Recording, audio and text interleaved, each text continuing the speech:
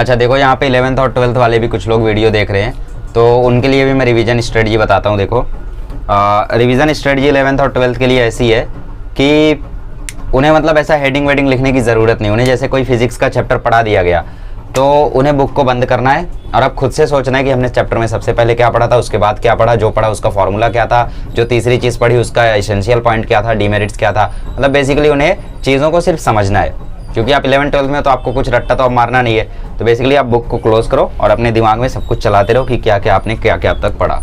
यही simple method है, ठीक है। बाकी उनके लिए तो कोई रिवीजन वगैरह का कुछ है नहीं, ठीक है। तो वही हेडिंग वाला ही कंसेप्ट वो भी लगा सकते हैं, बट हेडिंग लिखने की कोई ज़रूरत नहीं है, क्योंकि अब आपको सिर्फ ज़्यादा से ज़्यादा चीज़ें समझनी है। तो जैसे आप लोग अभी पढ़ रहे हो लॉज ऑफ मोशन, तो लॉज ऑफ मोशन में याद करो आपने पहले क्या पढ़ा था।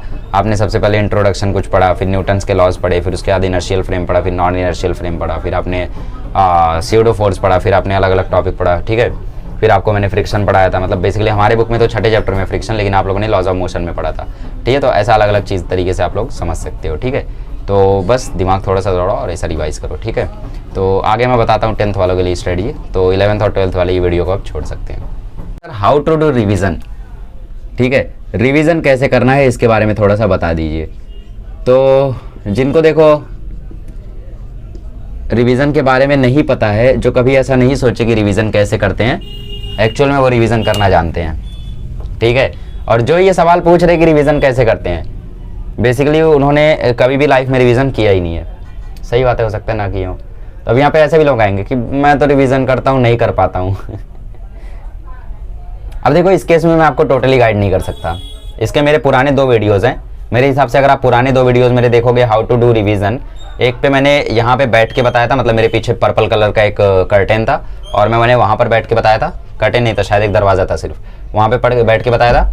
और एक वीडियो में मैंने बोर्ड पे बताया था, या तो शायद मोबाइल पे ही बताया था, ठीक है, कलर नोट्स ऐप पे, राइटिंग ऐप पे, जो भी है, ठीक है, उस पर बताया था। तो बेसिकली ऐसे मेरे 2 वीडियोज़ अवेलेबल है हाउ टू डू रिवीजन के, तो उनको आप देख लो तो थोड़ा ज़्यादा फील आएगी शायद, ठीक है। उसके बाद ये वीडियो चाहो तो देख सकते हो, सर्च कर सकते हो how to do revision champions है, 2 वीडियो सामने आएंगे और ये तीसरा जो बन रहा है।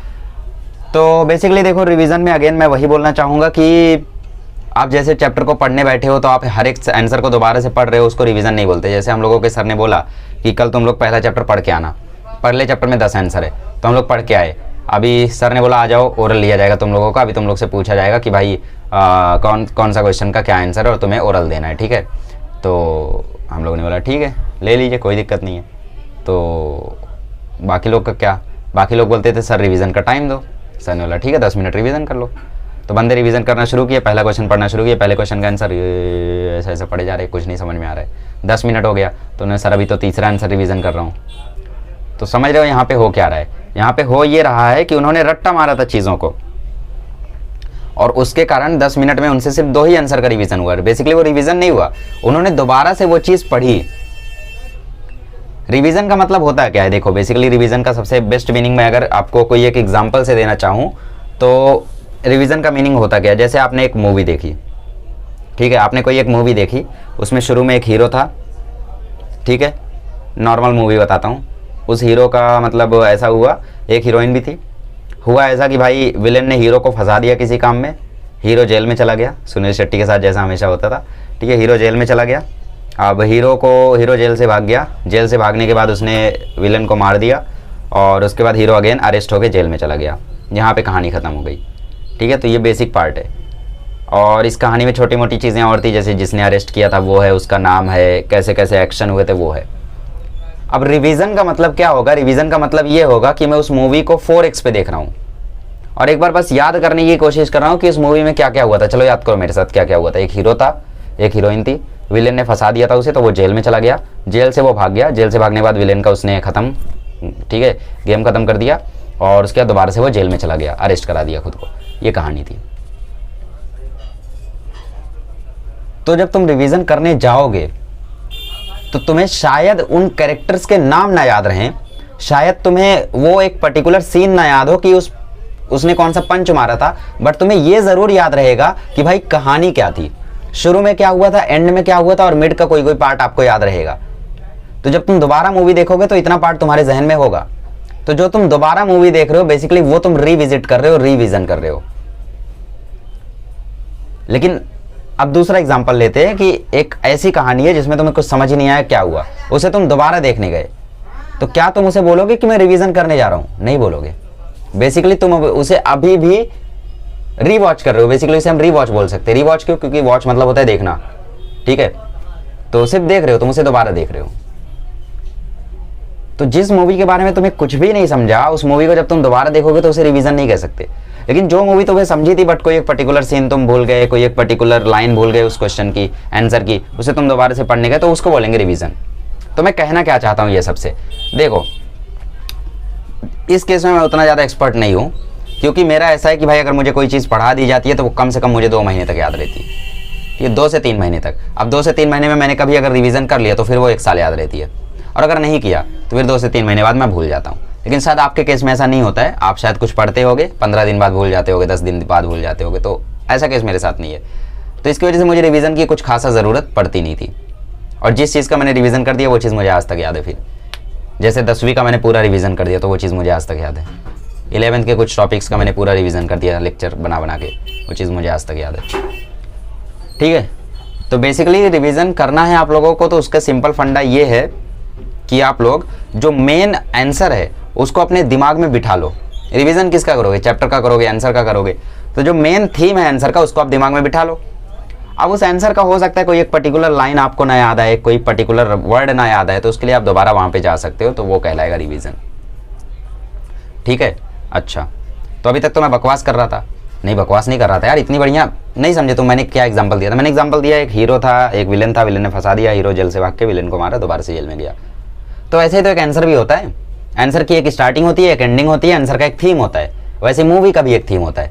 तो तुम्हें आंसर का थीम याद रखना है, आंसर की स्टार्टिंग याद रखनी है, आंसर की एंडिंग याद रखनी है, इतना याद रखे। अब मैंने बोला हो सकता है तुम कुछ कैरेक्टर के नाम भूल जाओ, हो सकता है तुम कोई एक लाइन भूल जाओ, हो सकता है तुम कोई एक सीन भूल जाओ, तो हो सकता है तुम कुछ कैरेक्टर का ही नाम हो आंसर में, वो तुम भूल जाओ, हो सकता है तुम कुछ वहाँ से एक लाइन भूल जाओ आंसर से, ठीक है।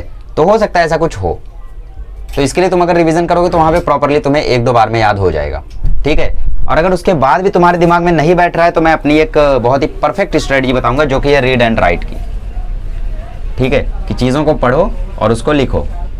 रीड एंड राइट अगर करोगे ना तुम, तो चीज़ें तुम्हारी लॉन्ग टर्म मेमोरी में बैठ जाएंगी। ये चीज़ मतलब मैं आज तक थैंकफुल हूँ जयश्री मैम को, कि भाई उनको जो उन्होंने जो ट्रिक बताई थी मुझे, मतलब मेरे को हिस्ट्री ज्योग्राफी के आंसर से याद नहीं हो रहे थे 10वीं में, जब शुरू में एंटर हुआ था, तो मैं मैम के पास गया था और मैम से पूछा था कि मतलब ये आंसर जो है, एक्चुअली देखो हिस्ट्री पहले कैसी होती थी कि इंडिपेंडेंस वगैरह के बारे में पढ़ा दिया हमें, फ्रीडम स्ट्रगल पढ़ा दिया, ठीक है, ब्रिटिश के बारे में पढ़ा दिया, तो ये सब याद रहता था हमें, ठीक है। अभी कैसा हिस्ट्री थी कि अभी पूरा का पूरा एक मॉडर्न हिस्ट्री टाइप था, मतलब रीसेंट इवेंट्स बता रहे हैं, 1971 में क्या हुआ, ठीक है, 1978 में क्या हुआ, 1975 में क्या हुआ, वीमेंस एम्पावरमेंट के बारे में बता रहे हैं, ठीक है। बेसिकली ये सब तो चलो फिर भी ठीक है, बट जो हिस्टोरियोग्राफी वाला चैप्टर था वो एकदम हिस्ट्री से हट के हो गया। मतलब पहली बार ऐसी हिस्ट्री पढ़ी थी जिसमें हिस्टोरियोग्राफी हमें पढ़ाई जा रही है बट कुछ नहीं समझ में आ रहा है, हिस्टोरियंस के बारे में पढ़ाया जा रहा है, कुछ नहीं समझ में आ रहा है, ठीक है। बेसिकली थी वो भी हिस्ट्री, लेकिन हमने जैसा हिस्ट्री को आज तक अज्यूम किया था वैसा नहीं मिली हमें 10वीं में अलग ही हिस्ट्री मिल गई हमें। हिस्टोरियंस के बारे में पढ़ाया जा रहा है, कार्ल मार्क्स की थ्योरी पढ़ाई जा रही है, समझ में आ रही है, चलो ये थ्योरी है, ये वो है, लेकिन रिलेटेबल नहीं हो रहा है। तो मुझे नहीं याद हो रहा था उस समय, तो मैम ने बोला बेटा घर जा, शॉर्ट टर्म मेमोरी में तेरी दिक्कत है, लॉन्ग टर्म में फिट करने के लिए रीड एंड राइट कर। तो मैंने लिख के याद करना शुरू किया और गारंटी है कि भाई आज तक मुझे कुछ आंसर याद है जिनको मैंने लिखा था और याद किया था, जैसे कार्ल मार्क्स का आंसर हो गया, रेने डेस्कार्टिस का आंसर याद हो गया, ठीक है, ये सारी चीज़ें मुझे याद है, समझ रहे हो। तो ये सारी चीज़ें आपको भी याद होंगी अगर आप रीड एंड राइट करोगे, बेस्ट है ये। अच्छा, ये तो हो गया, चलो आंसर का रिवीजन कैसे करना है। आंसर अगर आपको नहीं याद होते तो रीड एंड राइट करो, और एक प्रॉपर रिवीजन तभी कहलाएंगे जब आपने पहली बार अच्छे से पढ़ा होगा। चैप्टर्स का रिवीजन करने का मैं एक बेस्ट इलाज बताता हूँ।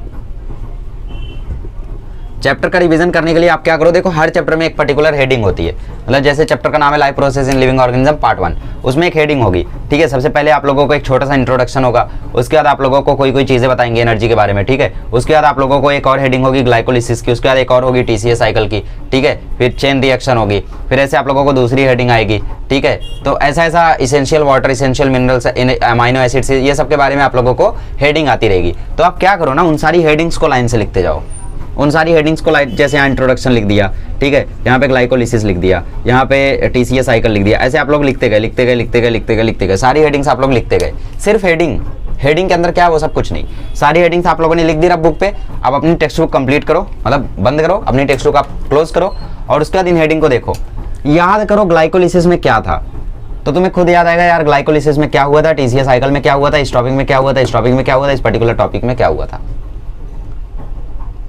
तो चैप्टर का रिवीजन करने का बेस्ट मेथड यही है कि हर एक चैप्टर की कुछ कुछ हेडिंग होती है, हर एक चैप्टर की हेडिंग एक पर्टिकुलर बुक पे लिख दो, उन हेडिंग के बारे में कुछ कुछ बोलो, तुम जो भी आ रहा है मन में आ रहा है, जो भी आ रहा है बोलो, और बोलने के बाद टेक्स्ट बुक एक बार देखो। तो अगर तुमसे कुछ मिस हुआ होगा ना और उस टाइम तुम देख लोगे तो वो तुम्हें बोर्ड एग्जाम तक याद रहेगा, ये गारंटी मैं देता हूँ।